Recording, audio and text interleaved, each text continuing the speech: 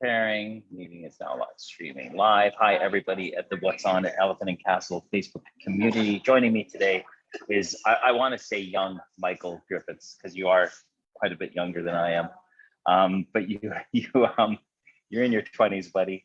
And you're a fellow who I met at Brunel University. You studied underneath someone who is one of my guides, Dr. Misha Jarvis, studying your sports psychology, which we'll get into. But thank you so much for joining me today. How are you doing?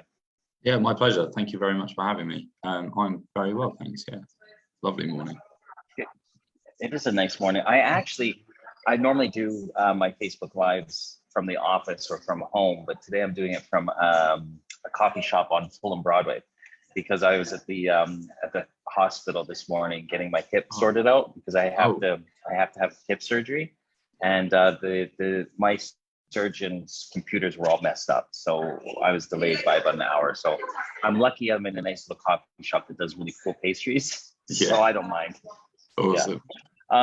Yeah. So Michael, can you tell us a little bit about you, your journey in kind of the sporting world? You know, what fascinates you about it, and how you kind of got to, studying sports psychology? Yeah, of course. So from the age of 10, so about 15 years now, I've played golf. And after a few years, I kind of whittled that down to the only sport that I really played competitively, to the point where I was very focused on going to a university in Florida, actually, on a golf scholarship. And I had my place all set up and did my SATs and all of that. And the year before I was supposed to go, whilst playing golf, I was teeing off from a raised platform, and a 60-foot oak tree came down behind me, and I managed to just about jump out the way and off of this ledge, and I tore 3 ligaments in my right knee, 1 in my left knee, dislodged a couple of joints in my spine, and long story short, that kind of spelled the end for kind of playing professionally, as sponsors and that kind of dropped out because of the injuries. And I wasn't in the best of places, understandably, from that, both physically and mentally. So I myself kind of sought out a sports psychologist to get back into wanting to compete and being in that mindset where I wanted to. And after just sort of 6 or 8 sessions, I'd completely adapted my way of thinking around not only sport, but my wider life, which I had dedicated to golf and kind of what was open and available around that. And that really kind of set me on another path of, this is something I really want to do. If he can help me in such a short space of time, what can I do to help others long term? Which was amazing. So I then went through clearing for English universities and managed to get a spot at Bournemouth University for sports psychology and coaching sciences, which was a really interesting 4 years. The third of which was an industry placement year, which I completed at a school. And that that year in the school was really good, actually. It taught me a lot about how working with children is so much different to working with adults, and also gave me an opportunity to collect my undergraduate dissertation data a year early. And so I did that, and I looked at some key indicators to mental health surrounding academic efficacy, emotional efficacy, and social efficacy. So how well these children bonded and how well they succeeded in whatever that term succeeding looks like. However well they succeeded in that was an indicator of their mental health. And there were actually quite some alarming responses, and some deeper interviews into that kind of corresponded with the results as well. So that was a very interesting piece. And whilst I was at Bournemouth, my supervisor, I found out, was taught her master's by Misha, the mentor that you mentioned. So she got me in touch with Misha, and I went to go and visit her on the open evening, and that was that. I was sold after 5 minutes of talking with her, and did everything, finished my undergraduate at Bournemouth, graduated, and then embarked on my journey at Brunel, which was an amazing year. I learned so much, and kind of it really, for the first 4 years, obviously, if you're undergraduate, everything's very theoretical, and you don't see much application to it. But once you get through that, the masters, it feels more niche because it's more hands-on. It's not just big lecture halls and that kind of thing, and it's an amazing experience to be surrounded by, for me, 25 people who really had the same goal in mind, and some of the conversations and debates you have. And I know you came in for, I think it was a good 2 or 3 hours at least, and we went for a coffee after as well. It's just these incredible conversations that spark up and sort of just kind of trigger kind of other projects in mind. And I ended up doing my master's dissertation on serious injury for elite male team sport athletes, and I used something called emotional mapping, which has never been used before. And it was really kind of awesome to work with Nishan or another lecturer there to develop this sort of program and step-by-step process whereby elite male team sport athletes have a safe space where they can talk about their emotions and process their emotions that they feel when they are injured, and how isolated they feel despite being still a team sport athlete. So that's actually, I just found out a couple of weeks ago, that's just been successfully submitted for publication, which is really awesome to kind of have my name on a piece of work, and something that I worked so hard for, to know that it's out there and could potentially be something we could progress further on a wider scale later on. So that's kind of where I am now. I want to get into some of the things that you talked about when you were doing, I believe, your undergraduate, where you're studying, kind of the mental health links with sports and youth. What age group were you targeting in that specific study? For my undergraduate, it was 13 to 17-year-olds. Okay. Yeah. So we know all of the statistics about how any kind of physical, moderate to extreme physical activity will increase cognitive development of, especially, I suppose, that kind of 12, 13, 14-year-old age range to the positive. It increases this cognitive development, increases academic achievement. So we know that. And I think that, Michael, what I'm so interested in sports culture is that we get youth involved in sport, which we know is beneficial. But then there's all of these aspects of, like, I mean, what was it like being a kid growing up, golfing, an elite sport, where it is not a team sport, all the pressure is on you. And you did use the word competition, and compete means win or lose, and these are huge pressures that we're putting on. How old were you when you got hurt? I was just about to turn 17, so I was 16. Yeah. So his body's still primed, ready to go into another physical burst. The pressures that we're putting on you to compete. And I'm wondering if there is a link between kind of a detrimental aspect of the competition and the pressure and the idea of failing, using all of these words like failing and losing, especially in something like golf, which it is such a highly competitive, and I use that word because it is in today's culture and ideology around sport. And I'm wondering, like, if there's kind of a give and take, if there is this thing of, like, we're giving children a great tools in sport to increase their academia, but then the pressures of competition, does it outweigh it?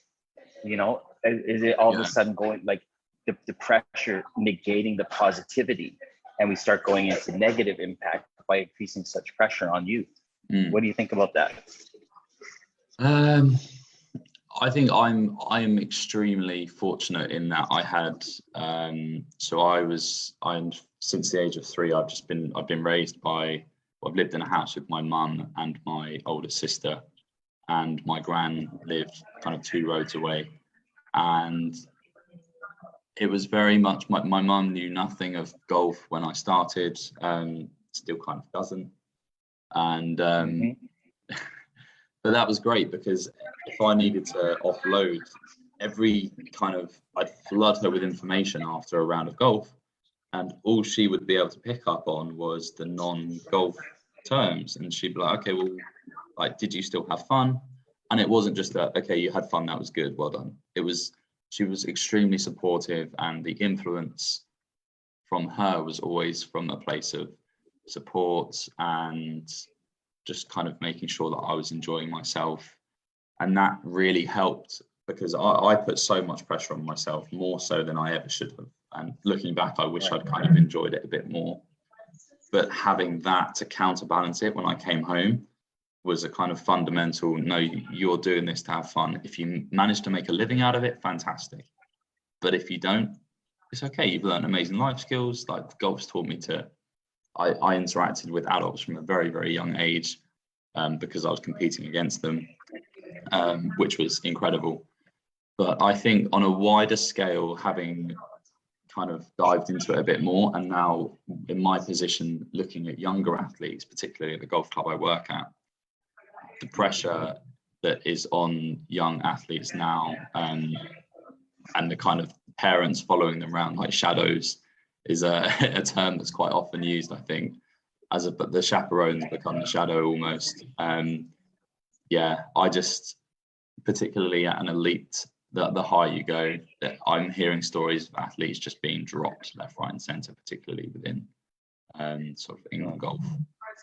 I was extremely fortunate myself, but I don't think that that's a luxury that many people are afforded, unfortunately. But so your mom did a really good job, of encouraging you and not pressurizing you, and but I know that this is something that Misha has taught me, and I'm sure has already taught you, which is something as she works with parents, and that parents have got to learn new languages on how to speak with their children, because like, I didn't understand my brain when I was in my teens, and I didn't understand about enlarged amygdalas, and that children around the age of 8 are designed to cry, and that we're sitting there on the football end of a football pitch saying there's no crying in football. So you're teaching a young child, especially young male children, that crying is not allowed, and you're not a real man if you cry. And I grew up with that at the core of my existence, where I was not allowed to show emotions. And and we know what harboring emotions can do to us, like actually on a trauma level, when we can't express how we're feeling. So I think it's really important for parents to start to understand that however much we love the children and want to encourage them, by yelling them on the side of a pitch can actually, and I think Misha was teaching me about how we're trained to tune into our parents' voice above the refs and above our coaches, and if you're 8 or 9 years old and you're trying to figure out how to run, dodge someone, and kick a ball at the same time while your father or your mother or guardian is yelling at you on the pitch to do something, it can get really confusing, can it?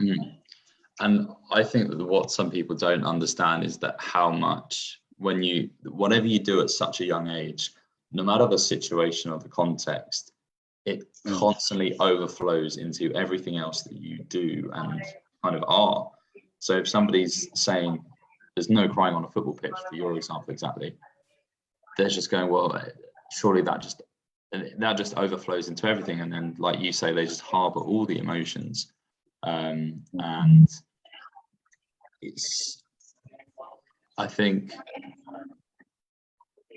and it's obviously, like, it's so cliche, but it's obviously, and it still is so much worse for young boys growing up. I just don't think that there is the education, and I still think that that's quite low on the list with sports these days, particularly with like in academy setups.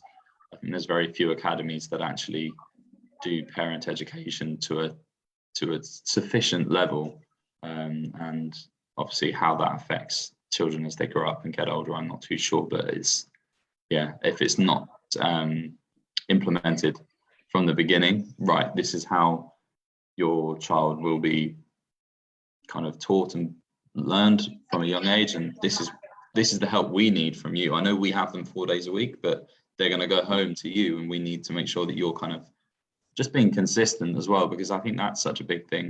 No matter what it is, as long as it's consistent, obviously as long as it's good, but as long as it's consistent, that kind of, it breaks down the internal conflicts in their mind, which they're trying to process on top of all the skills of development that they're trying to gain as well at a young age.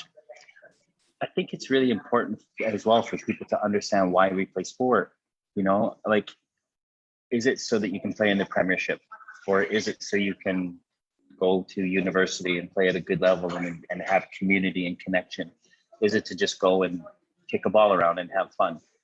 And unfortunately, so many people are driven towards this idea of, like, my kid's going to make it into the Premiership, when they probably got a better chance of winning the lottery twice, than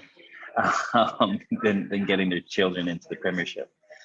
And I think it's these expectations and really, like, what is sport for? And I think, I don't know if it's coming back. I don't know, Michael. I think it's going to take guys like you to kind of pull people to this new way of thinking about what sport and sport culture is. And it's something that me and Misha and my business partner are working on now too, is kind of changing the lens in which we look at sport and sports culture for everyone involved, from parents and coaches and owners, and athletes. Because however much I sit there and say, like, I would not be where I am if it wasn't for sport, I do sit there and I think about the traumas that happened to me when I was a kid that still affect me, why I'm at a hospital today, because a coach said to me, stop your whining, when I was saying, I'm hurt. Yeah. It hurts. And it was like, literally, stop your whining, Rothwell.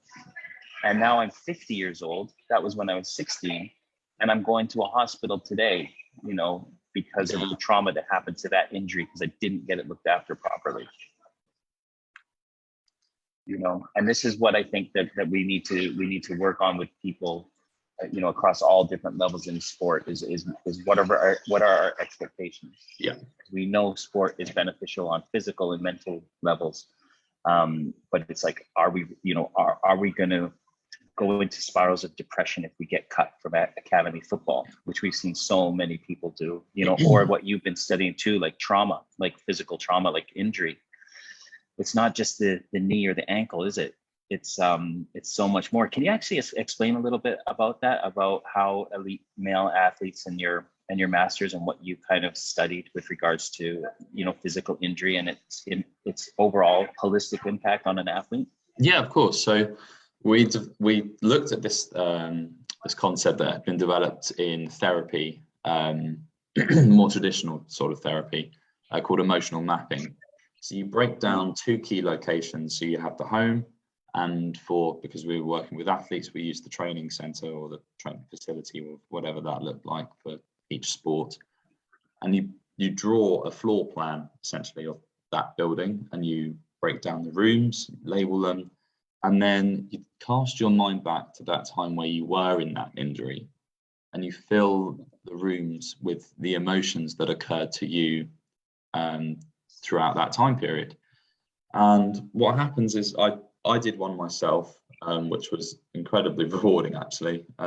Helped me kind of understand a bit more, and I went through it with Aura, and she was in my position kind of telling me what it felt like. Mm-hmm. And then so the first interview of the dissertation was me showing the client, the participant, my example. And then in the second one, once they'd gone away and they'd filled out their own ones, I would then get them in their own time and in their own way to talk me through their emotional maps. And I think out of 10 participants, I think 4 or 5 said that when they were doing it, they had to really sit back and go, wow, I understand that that's why I felt angry. It was because of this. And they said, I went away and I had some serious conversations with my mum or with my dad. And they said, I was apologizing for like 3 days straight, because I realized I had no idea that I was this angry, and I didn't know why I was this angry. And now I can actually understand that my anger was because of how lonely I felt, not because I would just snap my leg in half. Me snapping my leg in half pulled me away from my team and my family, and that made me isolated, and that made me lonely. And then that's what caused the anger, because I felt like I was missing out. And it's interesting how I got them to talk me through it in a kind of chronological order. And as they get closer and closer to being fully fit, and this is physically fully fit, by the way, this is deemed fit by the doctors and the physios at the club, whether that's mentally fit, whether that's at the same stage or later, wasn't in place for them at the time. But that's something that we were trying to put a bit of emphasis on. It was yeah, I went back. This is me when I go back to training, and on the training pitch, I still felt a bit anxious. And like, well, why? You want to be playing football, and there you are back playing football again. Why could you possibly be anxious? And it's like, well, I didn't want to do it again. I didn't want to snap my leg in half.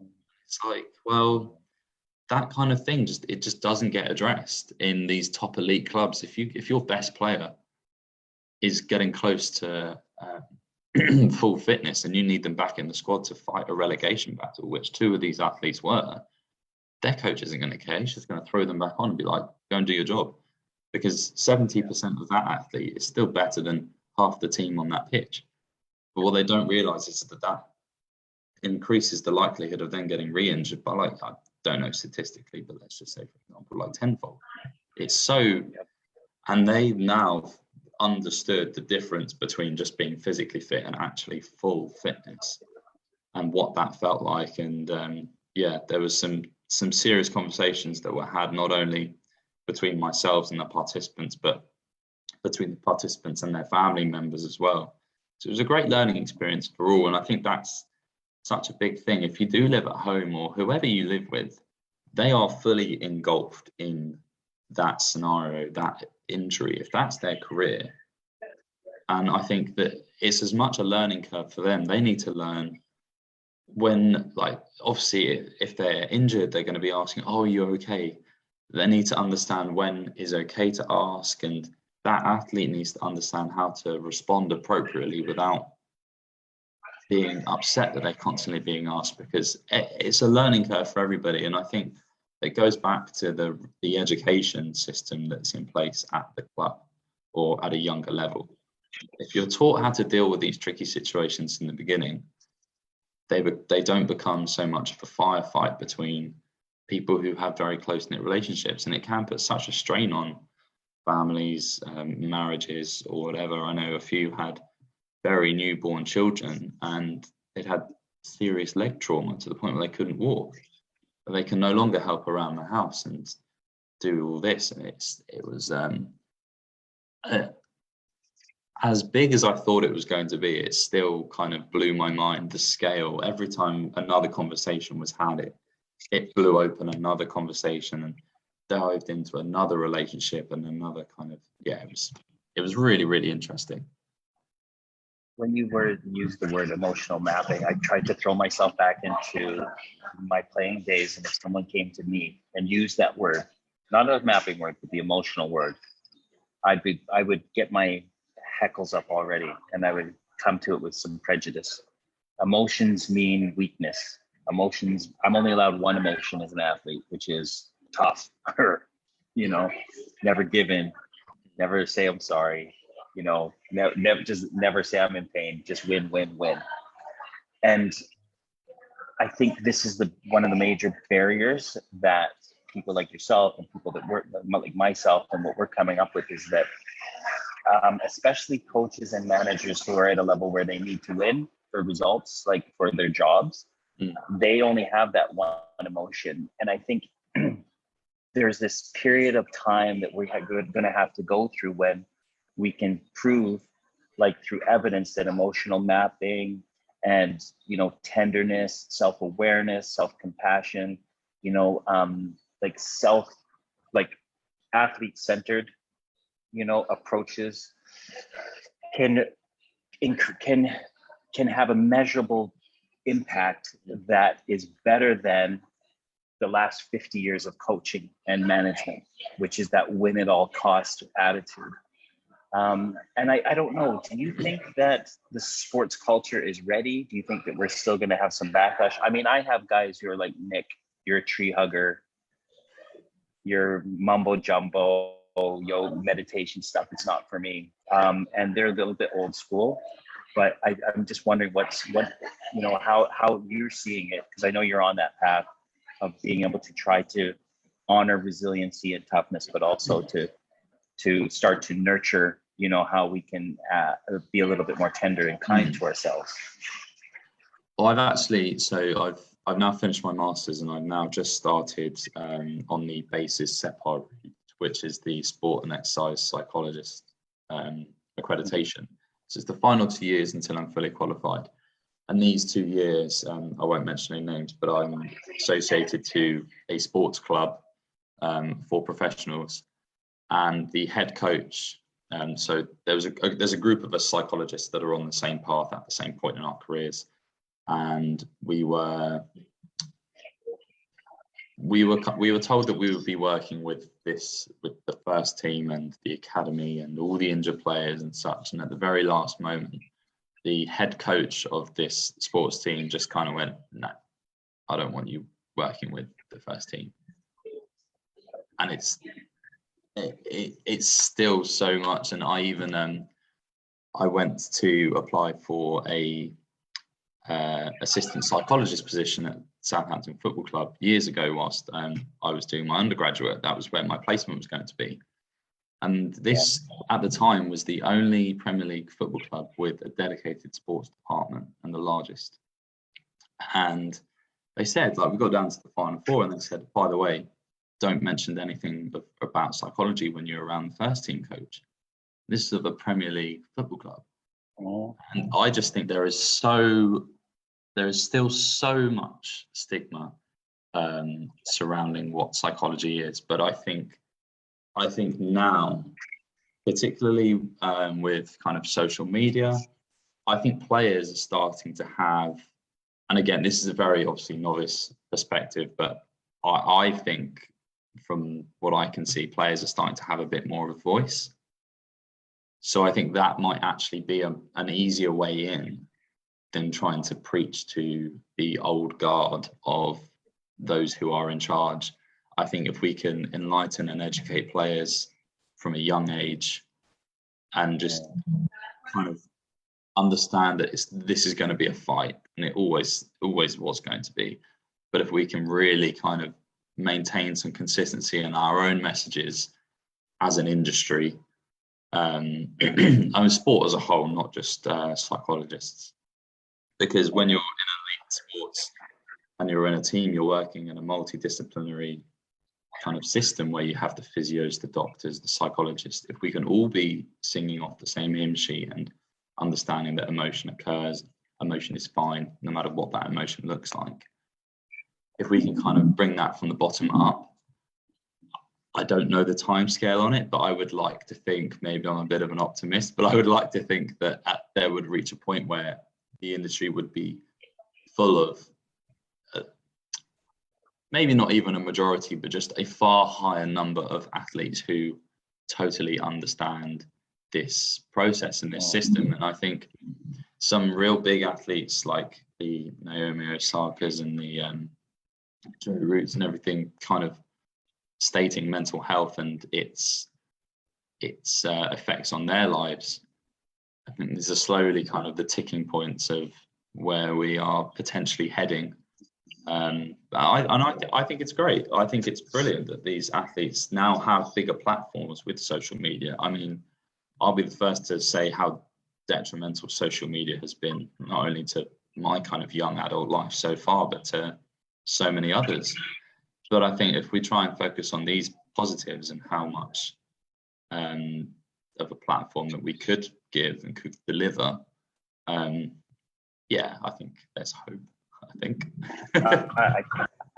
think there is. I mean, I was just watching it was a while ago, but Michael Jordan's Last Dance documentary on Netflix, and Jackson, the coach, when he was working with Dennis Rodman, And it was him, and he was starting to bring in mindfulness and meditation back in the 80s and the 90s. And if this guy, a coach of that success, who basically was like, I had a gang of a tribe of athletes that were all different, and I needed a way for them all to mesh. So he brought in mindfulness practices. I think as an individual myself, I can prove beyond a doubt that by looking at my health holistically, which means, nutrition, physical exercise, reading books, making sure that my mind is on point, but also bringing in aspects of meditation, mindfulness, my spirit, some would say. But that's the bit that as an individual, people be like, Nick, hands down, you're a different man than you were 5 years ago. I know you were dying 5 years ago of alcoholism. So what did you do? Oh, I started to look at my life holistically. I use words like spiritually awoke or personality change, because I went through I went through work. I worked on it. And if people can say, well, that's undeniably different, but as an individual, it works for you, but I can't work. I'm not going to risk working with my team on these mindfulness exercises because it might make them weak. It might make them cry. And I'm like, so what if it makes them cry? I know Jason Wilson just came up with his book, Battle Cry. I don't know if you've heard it, but this is the guy, Jason Wilson, was famous a few years ago. There was a YouTube clip that was going around where he was working with young kids in, I think it was jujitsu. Oh no, it wasn't, because they were breaking blocks. Maybe it was jujitsu. I don't know if you break blocks, but it was a martial art. And this kid couldn't break the block. He couldn't break the wood, and he started to cry. And Jason Wilson just went down and was like, "All right, little guy, I honor, I'm not going to paraphrase, but he uses these words like, I honor your tears. Your tears are here to teach you something." And he sat down and he reasoned with this child, and this child's, the tears went away from him. He gets up and boom, he just broke that wood block. And because the honoring of the tears was so impactful, and it gave him this inner strength that he wouldn't have had if he would have just go sit down and go cry on the side instead of just and as humans, we've always had these emotions, and it's only in the last kind of, I don't know, I'll say the last 50 years, because that's what I know of the last 50 years of sports culture, where we have been taught by people who could teach, like volunteer type people coming out of a war, and people taught them and people taught them. And it was all this kind of like, we'll fight them on the beaches attitude and don't cry. And if we can unlearn this stuff, because that's been more detrimental, I believe, to children and to men's and to people's mental health than honoring tears.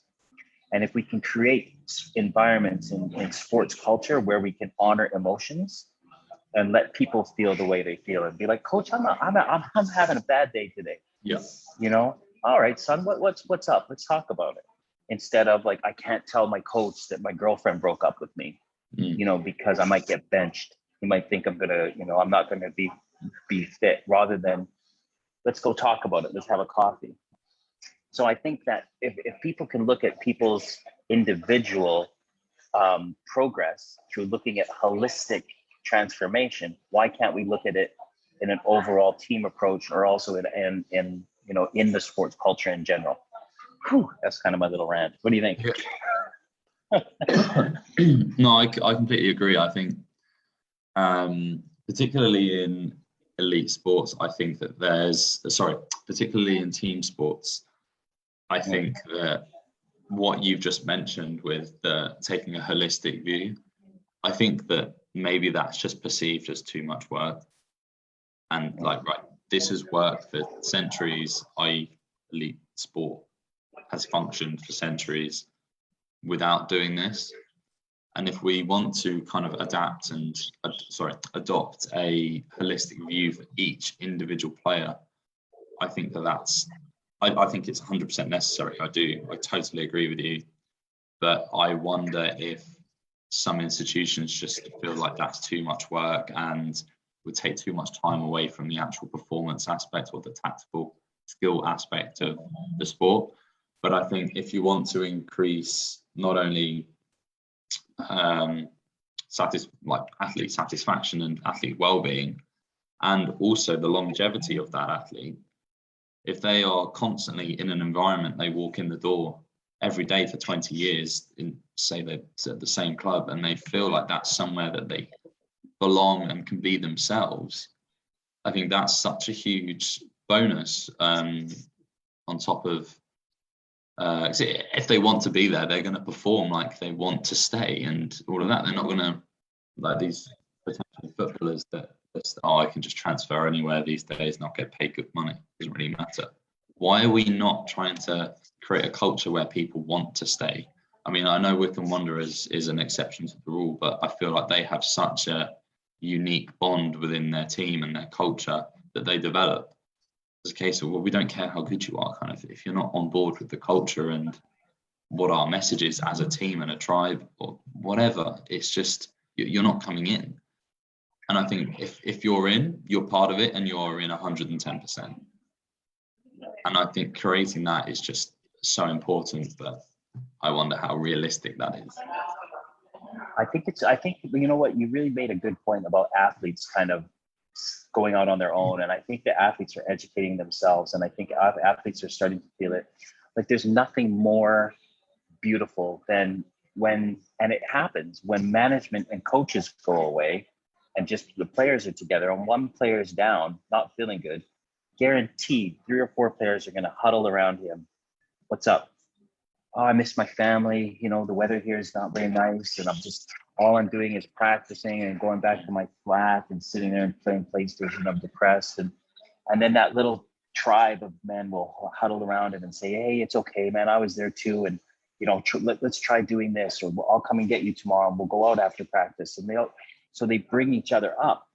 But that little bit of beauty that is there is not, it's almost like a taboo and they don't want the coaches to know. Yeah.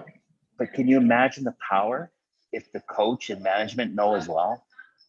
And the coach and the management go, hey, do you know what? This is something that we can start preventing by making sure that people who come over at a certain age from, you know, because especially in ice hockey, like a lot of the guys are coming in from out of different countries, you know, and they're sitting there up in, say, you know, Scotland, where there's a lot of rain and, you know, it can be a little bit sad sometimes if you're by yourself. I'm not saying it's sad in Scotland. Please don't anybody complain or get it. I love Scotland, but I mean, I've been up there on a rainy night, and it can be pretty sad if you're by yourself. Yeah. You know, but then they can start implementing, you know, ideas and this is how I look at coaching now, as I've embarked back on my coaching career in ice hockey with little kids, is that every little kid that comes into the rink is coming in with a story of how school was, what their family life is like if they're coming from a you know, maybe it could be a quite scary situation to a rink where they want some safety.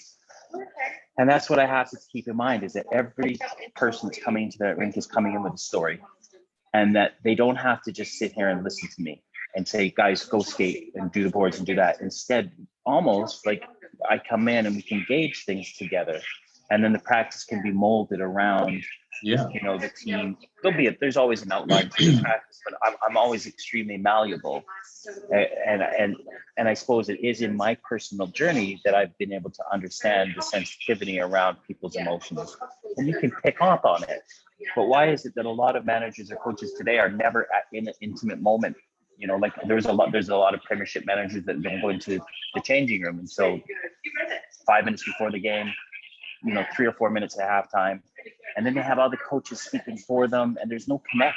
You know, there's a lot of disconnect because of these hierarchical positions that we've established in sports culture, and I think that all needs to shift. Yeah, I totally agree. I think such a massive kind of takeaway point from that is just, if you've got 23 players training with the squad and they've each come in with their own story, and say, for example, they've all come in with one issue, which I think that it's quite a good scenario if they've all only got kind of one small problem niggling away at them. But if, say, they've all got 2, you've got 46 problems. And the coach has just kind of shut off from that, and he's expecting them to perform at the exact same level in the exact same way, and it's just it won't work. Isn't it true that you can go into almost any? How many? There's 92 league teams in football. 90, is there 92 teams in all leagues? Yes, yeah. I think in professional league. Yeah. 92, 96, something like that. In 92, 96. And they're all run the same. Every routine is the same, which is players show up, they'll have a coffee together. They're brought out onto the pitch. They're all stretched. They're all got ready. They all break off into their sections and they all do their training. Then they all come together. There's maybe some analysis or film that goes on, and then they all eat together. And then they go on their separate ways. And this is the thing that is like, man, break it up. Why does it have to, all these routines are all the same when like only one team can win a league? Yeah. And how much, like I love what Wickham are doing. I know they're doing things differently, and I wish more people would at least just try. Stick your neck out in there and go, we're going to try things different. Yeah. And let's see what happens. Yeah. I don't know. It's such a big thing, Michael, and I'm so passionate about it. Yeah. And you know what? When I met you 2 years ago now, right? It was 2 years ago I met you. Your interest in your curiosity. Keep your curiosity in sport, and that kind of investigative kind of gift that you have of asking questions and trying to figure out, because I know as you grow and you gain experience, you're already a game changer, but you're going to be a big game changer in sports culture. So I'm really grateful that you're on this kind of journey with us, that I know you. Let's talk a little bit about golf. Okay. Yeah. Tell me what you're doing with golf. What you're doing with golf now. I'm a real brutal golfer, by the way. Sorry. Yeah. I'm such a bad golfer. I'm really bad. Yeah. My golf journey at the moment is is extremely social. I came to terms that I wasn't going to be a professional a while ago, but it's now. I'm working so much now that I kind of went from playing about 4 or 5 times a week to I now play maybe once every 2 weeks. Maybe get one range session in that as well, and it's but the reduced amount of time that I actually get to play, whenever I do get to play, it's my 4 or 5 hours set aside. The phone goes in the bag, doesn't come out, and I am just fully immersed in the moment. And it's so great because it's an outdoor sport. Like, we play in all sorts of weather. So if it starts raining, it's not like, oh, I can't go. It's just like, well, you can go now or you can not go for another 2 weeks. It's your choice. So it's really kind of made me appreciate the time I get to spend playing golf, and it's such a social thing. So my flatmate I live with is my best friend from back in university, my undergrad, and I've got 3 other friends from university who are all quite close. So we all play golf together. I was very fortunate. I actually took a quick trip over to Portugal a few weeks ago, just for 4 days. Just played so much golf, too much golf. But no, it was great, and I'm really just trying to maximize the enjoyment out of it now and kind of share that with people. So you nailed the word. When we use that word, is to maximize your enjoyment. And I think that if we change this kind of this mindset around elite and high performance stuff to let's maximize your experience in the sport that you're involved in. And if we kind of put that right across the board for everyone involved, from parents, coaches, athletes, management, everybody, all stakeholders in sport. What are we here for? Sport is not live or die. It isn't a war. This is about pure enjoyment, and then watching the best of the best, and pay for it. So I think that I love that we can maximize our experience in the sports that we are involved in as kind of a catchphrase for what I think that people should start to adapt in the sporting world. Yeah. Just have fun with it. One more quick thing on that. So when I used to get really angry with myself because I was playing bad, that was the only thing that I was capable of thinking was anger or annoyance or something along that spectrum. But now that I'm kind of relaxing and enjoying it more, there are so many different things that I can pick up on. I'm so more open and aware of my surroundings. It becomes much more of a sensory experience when I do enjoy it. And the more that you kind of relax and shut off, the more open you are to all these different elements that make you realize why you fell in love with it. I know it's cliche, but it's so true. And it's the fresh air, it's the time with friends, it's the feeling of hitting a great shot. It just floods back, and it's so important. And I know that can be I know that can go across into other sports, and I'm sure that it can have the same effect. So I think it's just so important. It is. Do you think that Europe will come back with the Ryder Cup? Do you think that they'll avenge their spanking this year? That was bad, wasn't it? That was a bitter pill. Wow. Yeah. I can't say I didn't see it. I don't think they wanted to be there. No. At the beginning of it, just was like Europe was flat. No fans could come and watch them. I think they should have postponed it, or at least had fans. Because it almost like was unfair right from the start. Because we know what American fans can be like, especially on the golf course at the Ryder Cup. But yeah, I think. Come on, Europe, let's do it. I know. I'm not sure. I think America's just got such a better young and experienced amount of talent. That's the difference. But maybe not the next one, but I think the next one will be more evenly fought. We'll have to wait and see. Michael, thank you so much for joining me today, brother. I really appreciate it. And let's meet up for coffee soon in the chat. Absolutely. It's been a pleasure. Thank you very much, Nick. All right, dude. Cheers. All right. Thanks everyone for joining us today. Don't forget to join me on Thursday at 11 a.m. for our Tough Through Tender workshop. See everybody later.